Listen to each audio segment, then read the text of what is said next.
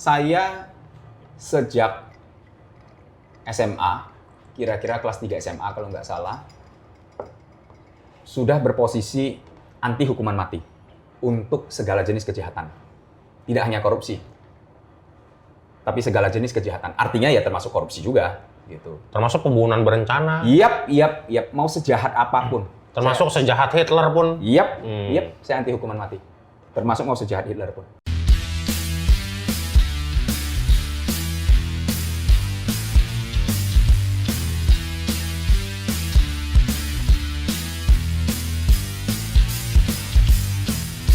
Ko Herianto. Halo Ko. Halo Abi. Selamat siang Ko. Selamat siang, makasih. Thank you Ko udah datang ke acara nguping ya, ngerumpi penting. Jadi makasih sama-sama. Di tengah kesibukannya, lo udah nyempatin waktu ya buat datang ngobrol sama gua. Nah, Suatu kesenangan. Jadi sebetulnya gua tertarik nih mengundang lo karena background lo. Bisa dibilang lo punya background yang cukup apa ya, kalau gue bilang dari kita yang suka merasa minoritas ini, buat gue background ini cukup sangar gitu. Nah, jadi memang yang diundang di nguping ini sebetulnya orang-orang yang sangar-sangar dalam tanda kutip ya, gitu. Nah, jadi buat teman-teman nih yang belum tahu siapa ini Ko Herianto ya, jadi singkatnya nih ya, dari profil beliau yang panjang banget gue baca, singkatnya adalah beliau ini lulusan UGM ya, dari Fakultas Hukum di Yogyakarta. Kemudian beliau ini adalah pendiri ya atau founder dari Young and Partner Law Firm. Kemudian beliau sekarang bekerja sebagai advokat atau pengacara. Karir beliau yang paling bisa dibilang luar biasa, cukup sangar ya, yaitu beliau adalah anggota dari tim staf khusus Presiden Republik Indonesia bidang hukum. Bidang hukum ya. Jadi sebetulnya beliau ini karirnya cukup cemerlang di bidang hukum, dan hari ini kok gue sebetulnya mau sedikit bahas tentang hak asasi manusia. Nah, hak asasi manusia atau HAM ya. HAM bukan hamburger ya, itu makanan. Kalau hamburger makanan gue sehari-hari, kalau lu makanan lu HAM yang beneran nih. Hak asasi manusia. Nah, konteksnya itu karena Indonesia ini negara yang sangat bisa dibilang religius ya. Terlalu over religius menurut gua sometimes begitu loh. Nah, ini kalau kita kaitkan dengan HAM, apakah pelaksanaan atau praktek dari keberagaman dari beragamnya agama di Indonesia ini sudah sesuai dalam konteks HAM yang ideal dari sudut pandang lu? Ini, kalau pertama tadi dibilang bahwa kita negara yang katakanlah over religious, harus diluruskan juga. Bukan negaranya. Kantong-kantong masyarakat tertentu, sebagian atau bagian dari masyarakat tertentu, ada yang over religious, iya. Kalau negaranya sih enggak. Secara negara kita udah mencapai titik konsensus yang paling ideal, Pancasila itu. Dan itu hebatnya kita. Kita tahu kita mayoritas cukup mutlak adalah Islam. Tapi sedemikian rupa pergulatan dalam tahun 45 itu, kemudian tahun-tahun setelahnya dalam proses membentuk pondasi bangsa, toh kita mencapai konsensus bahwa kita bukan negara agama. Jadi, dan yang hebatnya lagi, hukum kita bukan hukum Islam.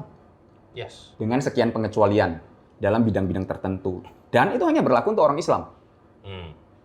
Hukum perdata urusan tertentu bisa pakai hukum Islam, dan itu hanya berlaku untuk orang Islam. Tapi hukum yang sifatnya publik, perdata itu kan hukum yang sifatnya privat. Hukum yang sifatnya publik, hukum pidana, hukum tata negara, nggak ada hukum Islam di situ, tidak ada. Aceh adalah suatu pengecualian dengan latar belakang sikon tertentunya yang nggak kita cukup waktu bahas di sini. Di situ berlaku hukum Islam dalam beberapa hal, lebih luas daripada secara nasional. Tapi selain Aceh, secara nasional kan kita nggak berlaku hukum Islam selain dalam hal hukum perdata dalam beberapa hal. Jadi itu harus dikoreksi. Dikoreksi untuk internal Indonesia maupun kesan keluar. Menurutku kita sering merasa ya itu kecil, minoritas, tidak welcomed, dan thus tidak ada rasa sense of belonging terhadap Indonesia ya karena merasa mungkin ya merasa oh ini negara Islam gitu. Enggak. Kita bukan negara Islam. Tapi apakah kalau misalnya Nah, bentar, satu lagi. Contoh, orang selalu kira presiden harus beragama Islam dan orang Indonesia asli. Salah. Oh gitu. Presiden ialah warga negara Indonesia yang berkewarganegaraan Indonesia sejak lahir karena kelahiran, bukan karena naturalisasi, dan tidak pernah menerima kewarganegaraan lain atas kehendaknya sendiri. Itu presiden Indonesia. Nggak ada kata asli, nggak ada kata Islam di situ. Jadi itu yang apa ya buat saya, ya Indonesia ini negara saya. Saya nggak merasa nggak belong atau tereksklusi. Sebagian kantong masyarakat over religious, istilahmu tadi, iya, tapi bukan negara. Bukan negara ya. Kalau negara yang religius, contoh paling dekat dua tetangga kita, Malaysia dan Brunei Darussalam. Itu secara konstitusi dikatakan agama negara adalah agama Islam. Kalau dalam konstitusi Malaysia lebih kurang, nggak persis ya bunyinya gini. Agama negara adalah agama Islam dengan tidak mengurangi hak apapun agama lain untuk eksis atau dipraktikkan di negara ini. Gitu. Itu Malaysia. Lebih kurang di konstitusinya bunyinya kayak gini. Cari di konstitusi kita, huruf pertama sampai huruf terakhir, UUD 45, dari huruf pertama sampai huruf terakhir, mana yang mengatakan bahwa agama negara adalah agama Islam atau bunyi sejenisnya. Ya ada kata Islam aja, dan kata semua nama agama itu nggak ada di UUD kita kan. Yang ada Tuhan ada, ketuhanan ada. Kata agama ada, tapi kan nggak ada nama agama satupun. Ini menarik nih. Jadi sebetulnya lu bisa memahami pemaknaan itu secara dalam dan menyeluruh karena mungkin memang itu bidang lu. Makanya lu punya keberanian untuk berani terjun ke bisa dibilang profesi atau lahan yang jarang orang geluti gitu loh. Kalau dengan background lu yang Tionghoa dan lain sebagainya, rata-rata kan suka merasa minoritas, tapi lu malah terjun ke situ, lu melawan arus gitu loh. Karena lu memahami bahwa sebetulnya negara Indonesia ini bukan milik kaum tertentu, tapi ya milik gua juga gitu. Iya. Sepenuhnya kita ikut memiliki. Contoh ya, ini orang mungkin jarang tahu, meskipun tetap ada perdebatan ya di kalangan TNI maupun ahli sejarah, termasuk di kalangan para saksi hidup di seputar tokoh yang mau saya sebut. Banyak yang bilang Gatot Subroto itu beragama Buddha. Jarang orang tahu kan? Benar. Gatot Subroto itu beragama Buddha. Banyak yang bilang. Termasuk Kartini juga. Kartini begini.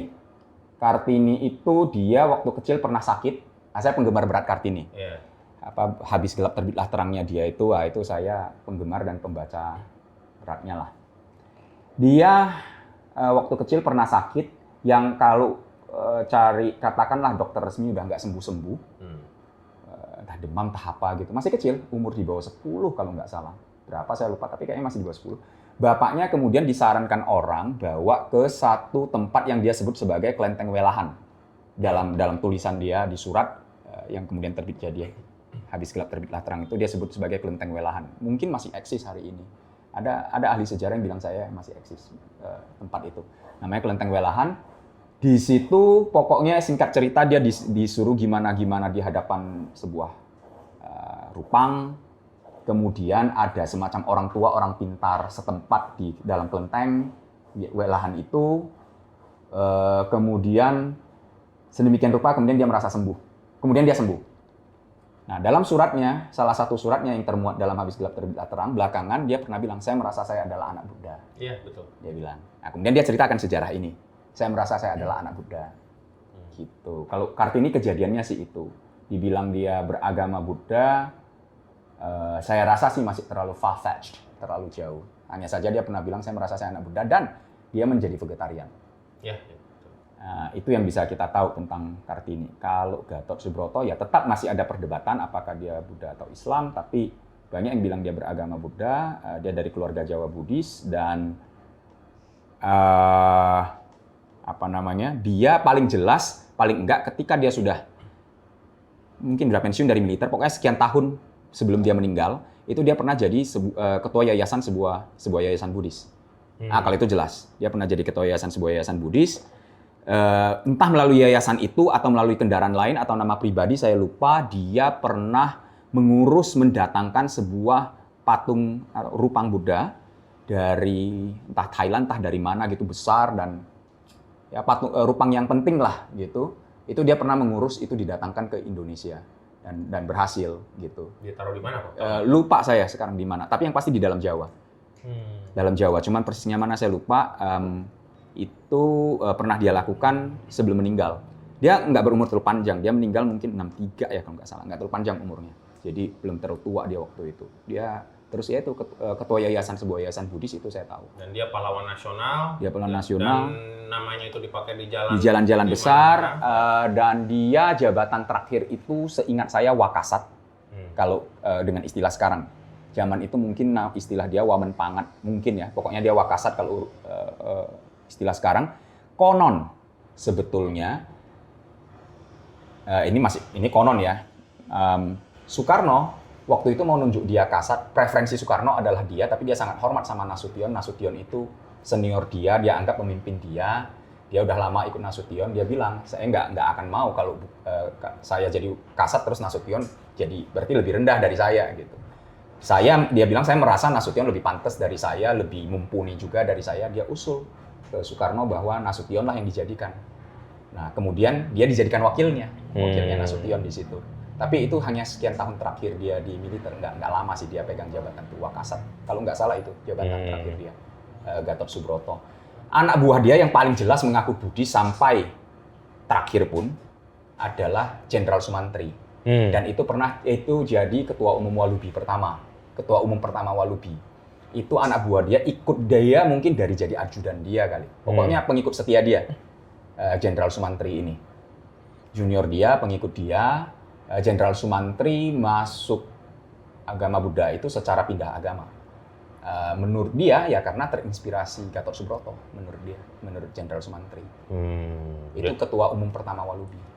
Menarik nih. Jadi sebetulnya banyak orang mungkin yang nggak tahu bahwa Buddhis itu ternyata perannya nggak cuma yang kita tahu, mungkin terlalu kecil dalam proses pembentukan negara Indonesia. Sebetulnya besar loh.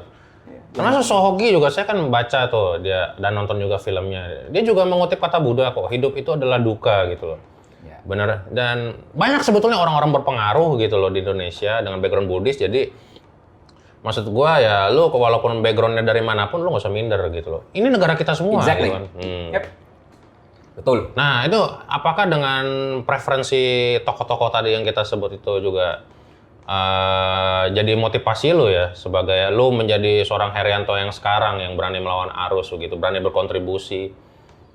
Motivasiku pertama dulu waktu SMP ya, mulai memikirkan cita-cita, memikirkan jalan hidup waktu SMP ya. Sekitar SMP kelas 1, kelas 2 itu adalah perenungan identitas bahwa saya orang Cina. Atau bagi yang nanti nggak senang istilah Cina, saya bilang lah saya orang Tionghoa. Nah, nggak usah ributkan itulah. Ya, udah biar diterima semua, saya bilang Tionghoa aja lah. Saya orang Tionghoa. Sampai saat itu sebetulnya saya SMP begitu secara sangat langsung ya, paling nggak dalam lingkungan yang bisa saya cerap. Saya tidak mengalami secara langsung apa yang namanya diskriminasi atau tindakan rasis. Sampai saya SMP itu, tapi melihat kiri kanan banyak, generasi di atas terutama. Jadi orang tua, paman lah, atau teman-teman orang tua itu lihat dan dengar banyak cerita tindakan rasisme terhadap mereka dalam perjalanan hidup mereka sebagai orang Cina Indonesia atau orang Tionghoa Indonesia. Nah, jadi ada perenungan itu dan saya berpikir bahwa waktu itu kan saya SMP, kita belum tahu waktu itu kira-kira nanti 5 tahun lagi Soeharto jatuh, keadaan seberubah itu gitu. Jadi saya berpikir, wah nanti saya gede bakal bisa digituin orang juga nih kalau ketika saya ninjak masyarakat. Saya harus minimal bisa lindungi diri sendiri, syukur-syukur bisa lindungi orang lain. Gitu. Minimal saya harus bisa lindungi diri sendiri. Waktu itu saya bahkan berpikir saya belum tentu harus berprofesi advokat. Tapi minimal saya mau SH, untuk minimal saya melindungi diri sendiri. Nah, jadi itu dimulai dari saat. Dan saat itu juga terinspirasi berapa orang lah. Misalnya waktu itu ada namanya peristiwa Marsinah. Kemudian dituduhkanlah bahwa pembunuh Marsinah itu adalah bosnya Marsinah, namanya Yudi Susanto, seorang Cina Surabaya atau Cina Jawa Timur. dituduhkan kepada dia. Yang berani jadi lawyer dia namanya Trimulya D. Suryadi, yang berani jadi advokat yang menjadi pembela dia. Nah itu zaman saya SMP tuh. Nah itu baca-baca di majalah ngelihat Trimulya D. Suryadi kayak gitu, keren, ini pekerjaan yang sangat mulia. Gitu. Kemudian kira-kira kelas 3 SMP atau 1 SMA baca lagi di majalah Bapak Menteri Pendidikan sekarang, Nono Anwar Makarim. Menteri Pendidikan kan Nadiem Makarim. Wawancara dia, ini orang pinter banget, advokat ini orang, lawyer, pinter banget ini orang. Wah, terinspirasi lagi. Kemudian sekitar kelas 1 SMA, ya atau 3 SMP begitu, baca yang namanya Yap Thiam Hien. Yap Thiam Hien.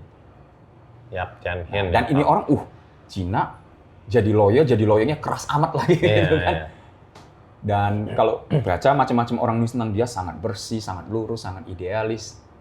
Nah, dihubungkan lagi, balik lagi, mundur ke perenungan saya sebagai orang Cina, merasa melihat generasi di atas saya kok banyak mengalami tindakan rasis pada zaman itu, saya berpikir ya saya mau kuliah hukum, jadi advokat. Kalaupun tidak, minimal saya pegang SH itu, saya punya keterampilan untuk melindungi diri sendiri, kalaupun tidak untuk melindungi orang, ditambah melindungi orang lain. Gitu. Jadi dari itu sih kayaknya. Menarik. Jadi memang betul juga secara logika gimana kita bisa ngelindungin orang lain kalau lu ngelindungin diri sendiri aja masih gagap gitu kan. Nah tapi yang gua tahu juga, ya gua kan ngikutin juga ya sebetulnya lu, walaupun kita baru belakangan kemarin aja ketemu kan, lu itu juga sering lah punya pengalaman menjadi advokat atau pengacara bagi orang-orang yang nggak punya duit, yang dia punya masalah hukum tapi sebetulnya dia itu dirugikan dan lu lindungi itu. Nah itu mungkin ceritalah beberapa kasus gitu pengalaman lu dan kenapa lu kok masih nggak dibayar gitu loh. Ini menarik juga nih. Kita cerita justru dari pertanyaan terakhir, mengapanya dulu. Justru harus dibalik. Kalau kita berpikir bahwa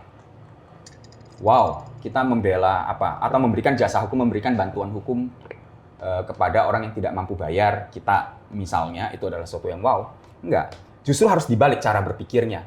Apakah kalau kita dibayar orang, terus kita harus serve dia sesuai maunya dia? Itu yang justru pertanyaan. Prinsip saya dan saya kira ini adalah filosofi di balik profesi hukum di seluruh dunia yang seharusnya adalah servant to all yet of none. Lu adalah servant to all, lu pembantu semua orang, jadi lu melayani, lu pelayan semua orang, servant to all, kepada semua, jadi terlepas dari aspek saranya apa, sukunya apa, agamanya apa, terlepas dari aspek dia sanggup bayar atau enggak, kemampuan ekonominya gimana, itu to all-nya. Seluruh. Tapi yet of none, jadi servant of none, lu bukan pelayan siapapun, termasuk klien yang berbayar. Jadi salah kalau orang berprinsip bahwa ya gua kerja profesional namanya ya dibayar, berarti gua menyenangkan apa maunya dia. Terus salah kalau orang berpikir jadi lawyer itu ya yang bengkok diluruskan, yang lurus dibengkokkan gitu kan. Salah. Jadi kita harus punya independensi dari klien dan itu bunyi yang sangat tegas dalam UU Advokat, UU tahun 18 tahun 2003. Advokat adalah profesi mandiri. Pasalnya berbunyi seperti itu. Advokat adalah profesi mandiri. Jadi kita mandiri dari klien. Kita bukan pegawai klien. Jadi kita bukan tunduk pada harus tunduk pada maunya klien, yang lurus dibengkokkan, yang bengkok diluruskan. Jadi dibayar pun saja kita tidak tunduk. Dan sebaliknya kalimat di depannya servant to all artinya all, yang tidak sanggup pun kita harus serve. Nah ini kayak servant to all ya kan. To all itu kan ya kayak ya sedikit mirip dengan semoga semua makhluk itu berbagi kan. Iya, betul. Sangat sabe sata bawon tusuk kita banget. Bener banget. Nah, dan saya juga menemukan paralelismenya di situ. Iya, benang merahnya di situ dan tapi tidak tunduk, which is artinya lu menjadi advokat yang tetap teguh terhadap prinsip atau idealisme lu. Lu nggak, karena banyak loh ya, orang yang jadi pengacara juga yang tunduk sama duit. Siapa yang bisa bayar dia? Lu gua bela mati-matian, walaupun yang bayar gue ini orang brengsek, ya dia tahu itu tapi dia terlindungi gitu loh. Nah, kalau lu malah mungkin ini orang nggak bayar, dia benar, lu ngelawan orang yang brengsek berduit, mungkin ada kasus itu. Gini, gue mau bilang 2 hal tentang ini. Ya. Satu, yang lu bilang tadi, bahwa banyak orang ya karena udah dibayar berarti harus gue bela dong. Harus gue bela mati-matian dong gitu ya. Nah itu sering kalimat ekornya begini, ya namanya juga kerja profesional. Gitu kan, dia pembenarnya. Ya kan profesional saja, saya dibayar siapa ya berarti kan saya kan profesional saja. Jangan cemari, jangan kotori profesionalitas advokat dengan pembenaran uang untuk membela segalanya. Bedakan kata profesional dengan komersial. Kalau lu mau bilang komersial, akuilah itu komersial. Ya namanya kan juga kerja komersial. Gua terima duit ya gua lakukan apa yang mau pembayar. Itu saya masih bisa terima. Itu dagang gitu. Tapi saya masih bisa terima. Artinya ya lu nggak munafik gitu. Tapi dibungkus dengan kata profesional menurutku sangat munafik dan mengotori istilah profesional itu. Profesional adalah kata sifat adjektif untuk kata benda profesi. Berarti profesional itu bersifat profesi. Apa itu sifat profesi advokat? Kode etik advokat. Kode etik advokat itu bilang dengan sangat jelas dan sebagian juga seperti tadi saya bilang ada di UU advokat. Advokat adalah profesi mandiri. Jadi kode etik advokat itu ada berapa puluh pasal. Di antaranya adalah ya kita harus punya independensi terhadap klien, kita harus punya, termasuk dikatakan kita harus punya integritas moral, punya hati nurani. Kita boleh menolak suatu keinginan klien karena tidak sesuai dengan hati nurani, tidak sesuai dengan rasa keadilan. Kita harus memperjuangkan keadilan. Itu kode etik advokat. Dan juga dalam kode etik advokat, yang salah satu poin yang sangat penting adalah kita memberikan bantuan hukum kepada orang, termasuk apabila dia tidak sanggup membayar. Jadi, kalau being professional, kalau dengan alasan saya akan menjalankan pekerjaan saya secara profesional, itu artinya lu bukan harus membela lah, lu memberikan jasa hukum kepada siapapun, termasuk dalam keadaan dia tidak sanggup membayar. Itu baru profesional. Kalau karena terima duit terus mau kerjain apapun, itu namanya komersial. Ya nggak pasti salah juga, cuman jangan bilang profesional, bilang komersial. Jadi beda profesional dengan komersial. Jangan kekomersialan itu ditutup dengan kata profesional. Profesional itu berarti tunduk pada kode etik advokat. Gitu loh, menurut saya. Nah, itu poin pertama. Poin kedua adalah ketika lu bilang seberapa brengsek pun dibela, nggak ada masalah itu. Nah, di sini lagi paralelisme dengan Buddhisme menurut saya. Ajaran Buddha Dharma selalu mengatakan kepada kita bahwa kita nggak boleh benci orang mau dibilang sejahat apapun. Ya kan? Karena kan semua makhluk, termasuk yang tadi. Betul. Tapi kan kalau berhenti di situ kan secara binary orang akan bilang bahwa berarti lu mengamini kejahatan orang itu. Ya. Berarti membenarkan. Kan nggak juga. Kalau lu harus membenci kejahatan ya berarti orang jahat ya berarti musuh lu dong. Harus lu benci dong, katakanlah begitu. Enggak. Buddhisme itu Majjhima Patipada. Jalan tengahnya adalah dalam ajaran Buddha kita harus menghentikan perbuatannya, mengatakan perbuatan itu tidak benar, ya kan? Tapi kita nggak benci orangnya. Dan di luar apa yang dia salah itu, kita terima dia. Di luar apa yang dia salah itu, gitu. Nggak ada orang 100% baik, 100% jahat dengan sekian pengecualian ekstrem lah dalam sejarah ya.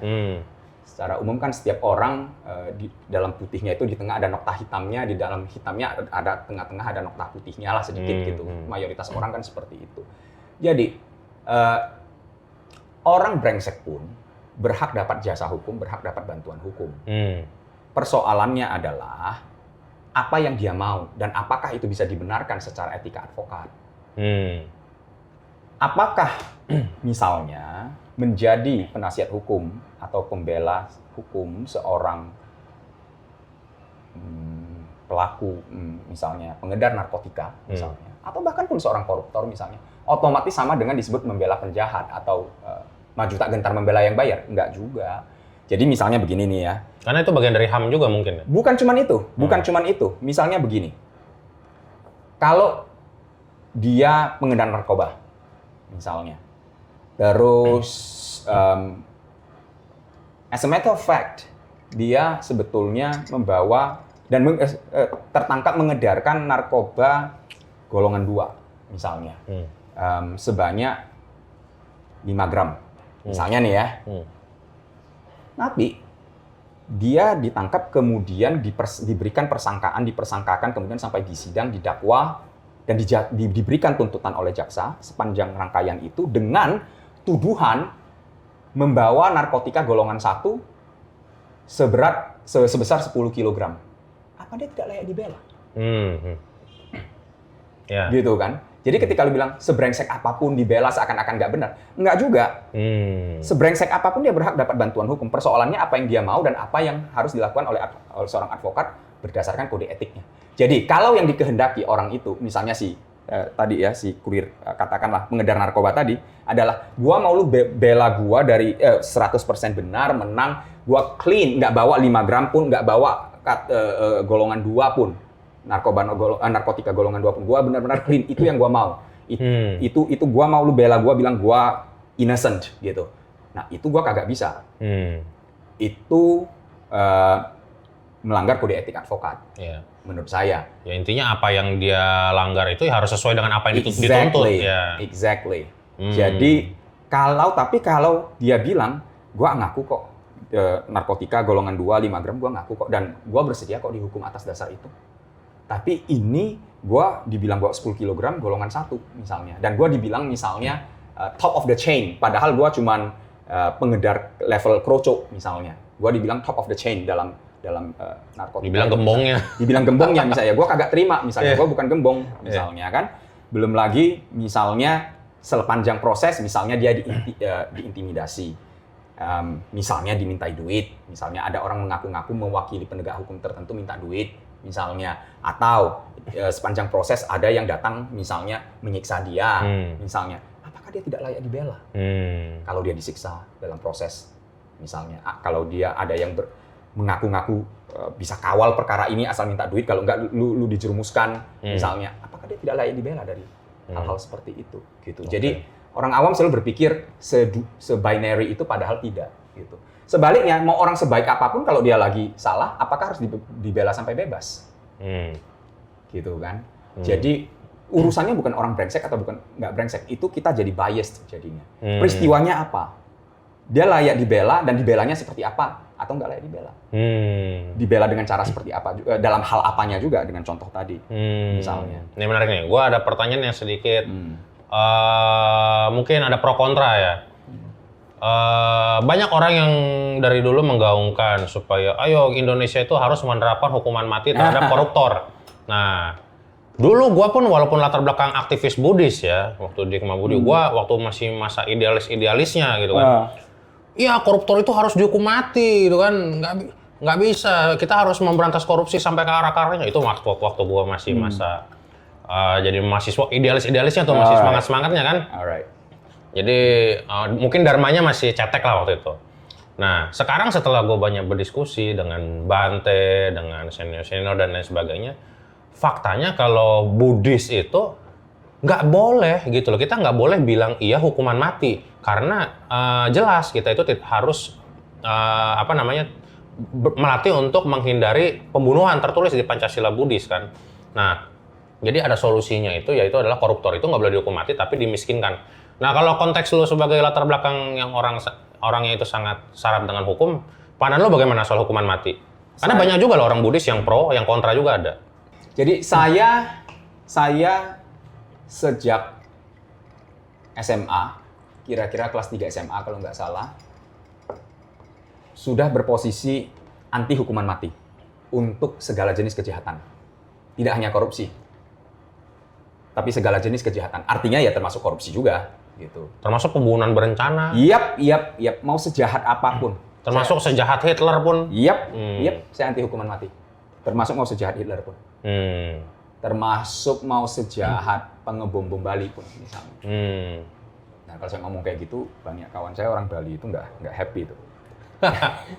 Nah, tapi banyak juga nanti yang bilang, ya lu kan waktu itu nggak di posisi itu. Iya, betul. Makanya saya bilang gini.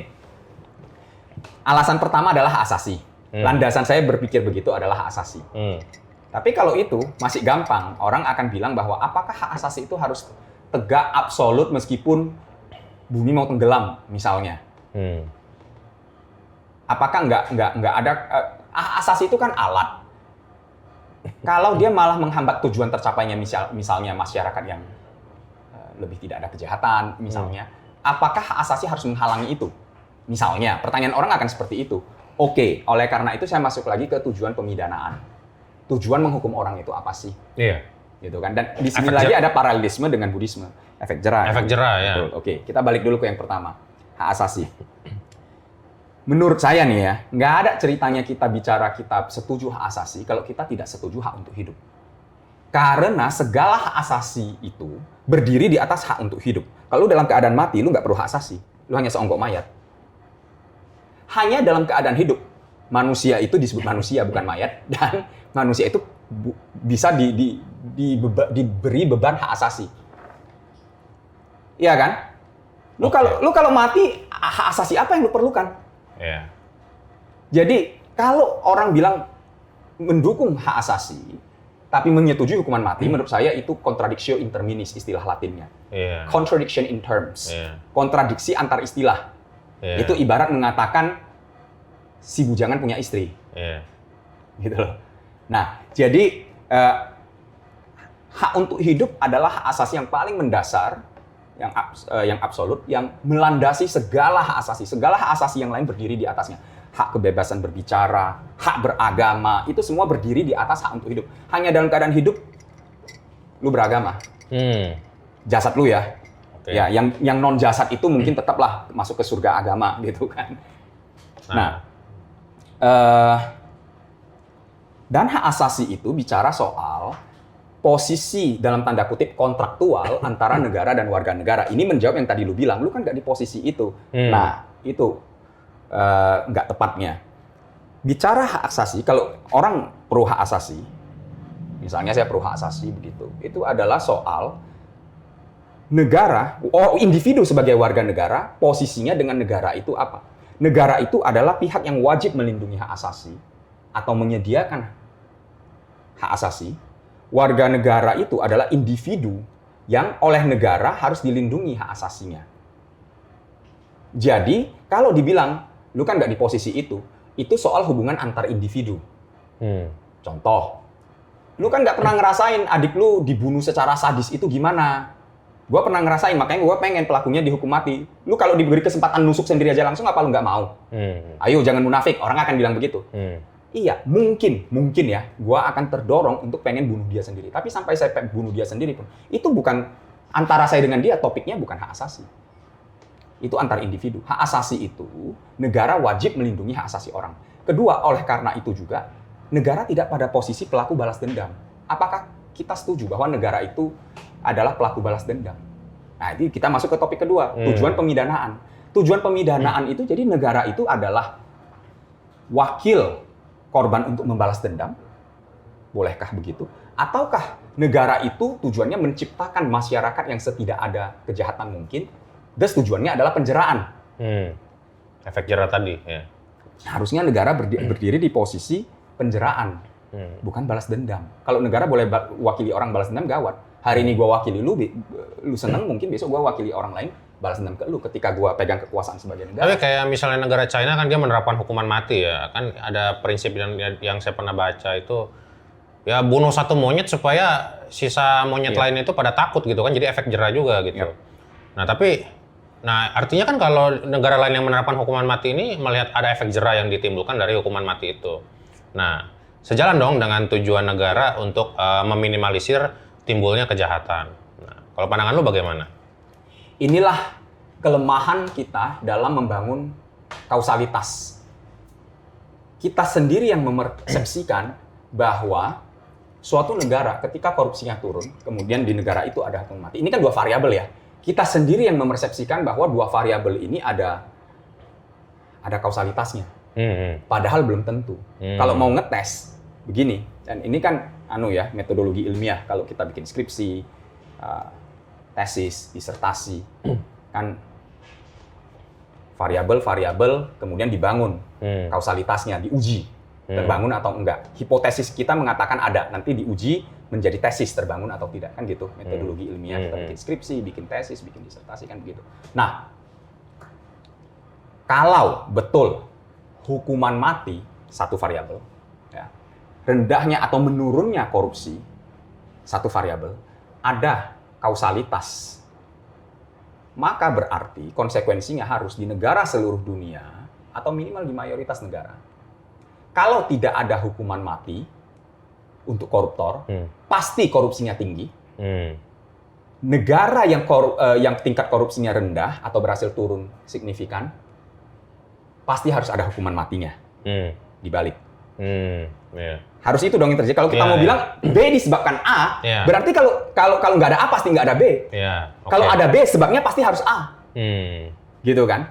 Kenyataannya kita tahu sendiri 10 besar negara di dunia yang paling bersih dari korupsi apa? Itu aja kan, Finlandia, Swiss, Denmark, bangsa-bangsa itu. Singapura masuklah, oke. Singapura ada hukuman matinya. Dari 10 besar negara penghapus mereka tidak negara terendah korupsinya di dunia, itu tidak ada hukuman matinya sama sekali, baik terhadap korupsi maupun kejahatan lain secara umum. Apakah itu kausalitasnya? Gitu kan? Sebaliknya, negara-negara yang ada hukuman mati terhadap korupsi, toh dia tidak ada di jajaran 10 besar itu, dia ada penurunan mungkin iya. Pertanyaannya, apakah signifikan? Kalau tidak signifikan, sudah berlangsung berapa tahun dia terapkan itu? Kalau sudah 10 tahun, 20 tahun dia terapkan itu, dia masih gitu-gitu aja, oke mungkin nggak meningkat, tapi gitu-gitu aja, atau menurun tapi menurunnya nggak drastis gitu, 10 tahun, 20 tahun. Tahun pertama mungkin dia segini, turun segini. Mulai tahun kedua, dia turunnya tinggal segini, tahun ketiga ini sampai tahun ke-20 udah gini-gini aja di sini-sini, udah nggak nambah turun lagi. Pertanyaannya adalah, apakah itu yang mau kita puja-puji sebagai success story? Nah, artinya adalah kita gagal melihat kausalitas yang mungkin yang sebenarnya. Yang adalah begini, pertanyaannya, apakah tiadanya atau menurunnya atau rendahnya suatu tindak pidana tertentu, dalam hal ini kita bilang korupsi atau apa, narkotika misalnya ya, kita ambil contoh-contoh yang seperti itu, adalah fungsi dari kepastian penegakan hukum atau fungsi dari kekerasan hukumnya, hukum yang diterapkan. Jadi berkurangnya suatu tindak kejahatan itu lebih karena fungsi kepastian penegakan hukumnya daripada kekerasan hukumannya. Ya betul, karena fungsinya ya benar. Misalnya kita bilang negara-negara yang menerapkan hukuman mati terhadap kejahatan tertentu, kemudian kita bilang kejahatan tertentu itu di negara itu menurun drastis. Misalnya kalau kita mau bilang begitu ya, coba lu uji lagi dengan hilangkan hukuman matinya, ganti menjadi hukuman seumur hidup. Atau dimiskinkan, dimiskinkan. Kasih kerja sosial. Kerja sosial plus dimiskinkan plus penjaranya seumur hidup. Misalnya nih, gitu ya.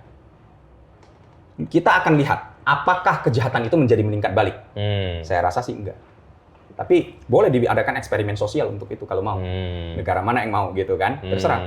Jadi kalau kita bilang buktinya hukuman mati, dia turun angkanya, misal angka kejahatannya. Ya, kalau lu berlakukan hukuman mati, ketangkap 10, berhasil hukum mati 9, jangan-jangan 9 ini kalau lu hukum dengan pemiskinan, dengan kerja sosial, plus seumur hidup, penjaranya seumur hidup, mungkin juga sama kapoknya orang. Nah, kalau kita bisa mencapai efek yang sama dengan cara yang lebih ringan, kenapa harus melanggar hak asasi? Kenapa harus melakukan cara yang lebih keras? Malah stres juga loh orang dihukum seumur hidup, dimiskinkan. Oh, exactly. Stres loh, saya ngebayangin juga. Terus kerja sosial seumur hidup. Iya. Gini ya, orang suka gampang ngomong bilang nggak dihukum mati nggak adil, dihukum seumur hidup itu nggak adil, gini enak aja dia di penjara masih gini gitu. Udahlah, lu ngomong kayak gitu teori aja di kepala lu. Lu nggak pernah datangin penjara ngeliat ngobrol sama mereka. Iya, itu saya pernah nonton itu kan. Jadi bisa gila loh orang menunggu kapan mati di penjara. Si Menteri Yasona Lawli kan pernah belusukan tuh kan ke penjara, bagaimana ruangan cuma 5x5 diisi 50 sampai 100 orang. Itu harus lu jalani sampai mati. Lu nggak tahu kapan lu mati. Coba. Berak di situ, kencing di situ. Panas, sirkulasinya nggak ada. Itu juga sebetulnya melanggar hak asasi juga sih sebetulnya. Saya mau bilang soal hukuman mati. Katakanlah spesifik di sini kita bilang terhadap koruptor.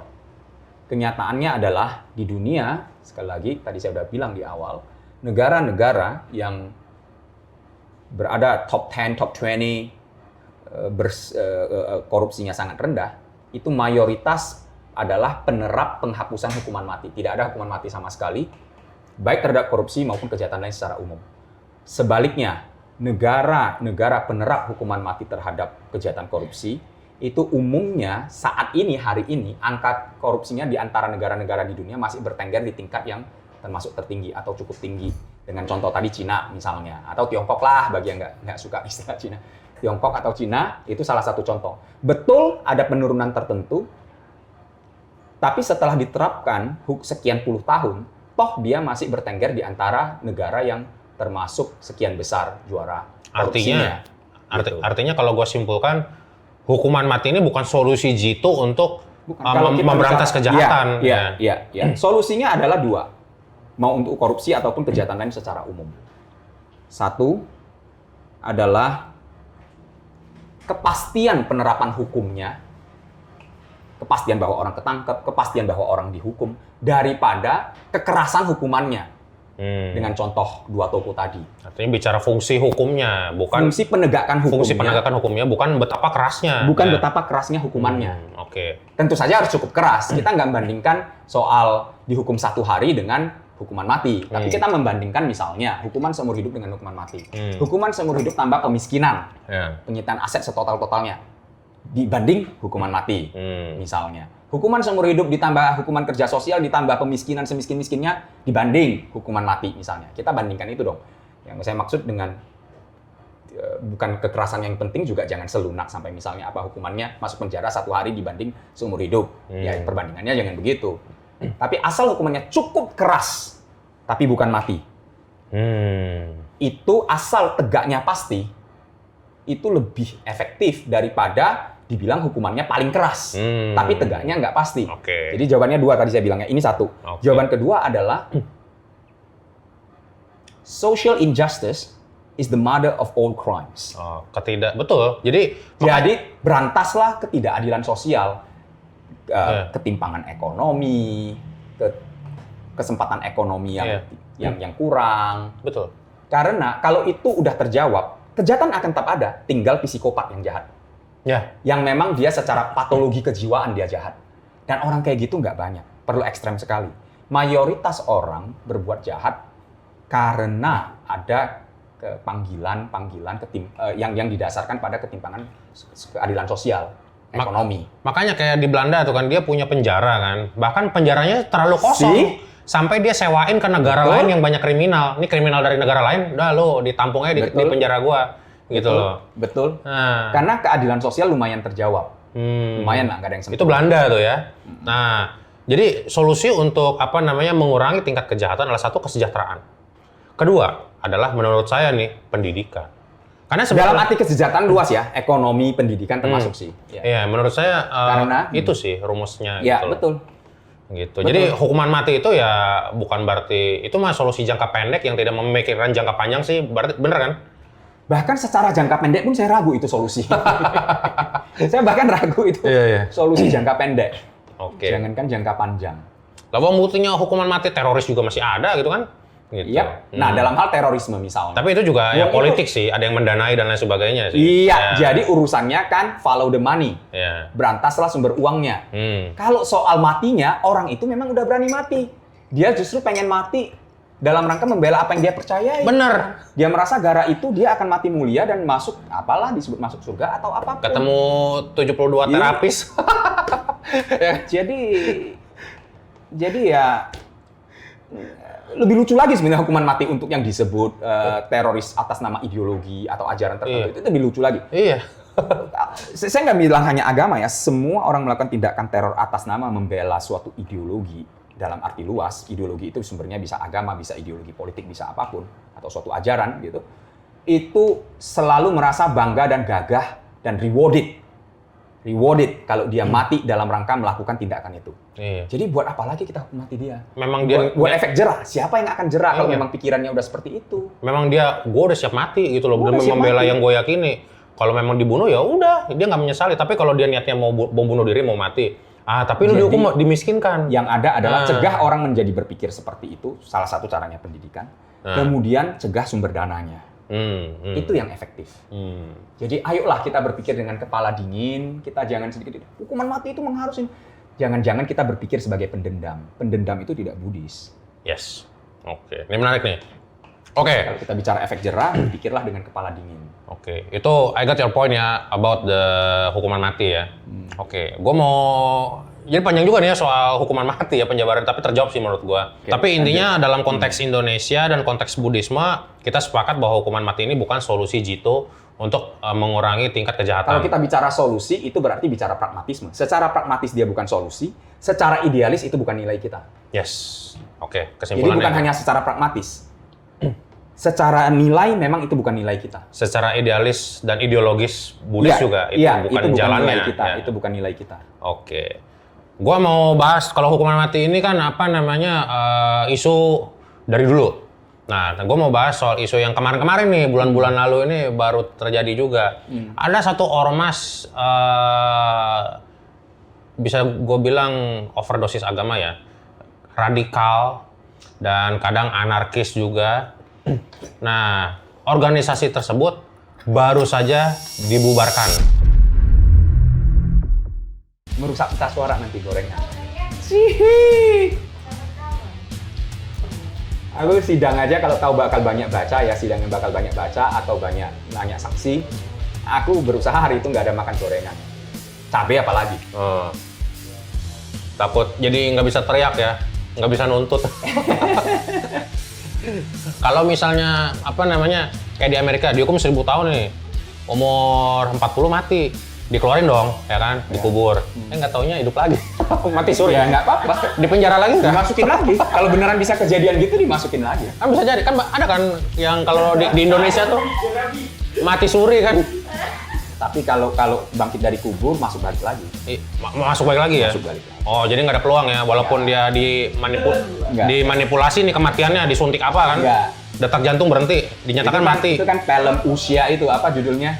Filmnya Donnie Yen itu. Ada filmnya itu. Film Donnie Yen. Ada filmnya. Seolah-olah mati, dia keluar kan dari penjara, dikubur. Terus kabur.